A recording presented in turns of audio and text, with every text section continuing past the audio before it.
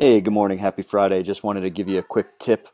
I was doing some more exploring when you share your screen. This sort of builds off of the whiteboard capability.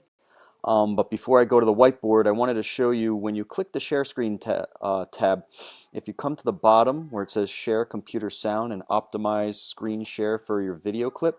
For those of you who may be showing a quick YouTube clip or a brain pop video with your students through Zoom, I would suggest clicking those icons. That will actually push the audio through to each and every one that's logged in through your Zoom.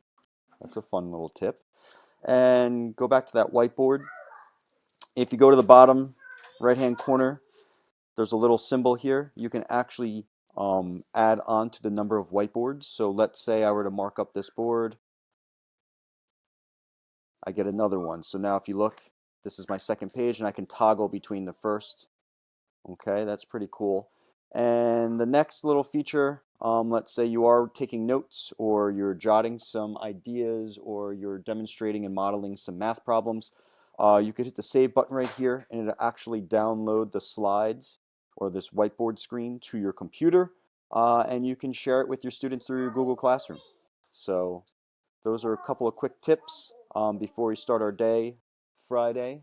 I think it's supposed to be absolutely freezing tomorrow, so bundle up. And also for all the moms out there, happy Mother's Day. I hope your children virtually spoil you or they find a way to pamper you while we're isolated at our homes. Talk to you soon.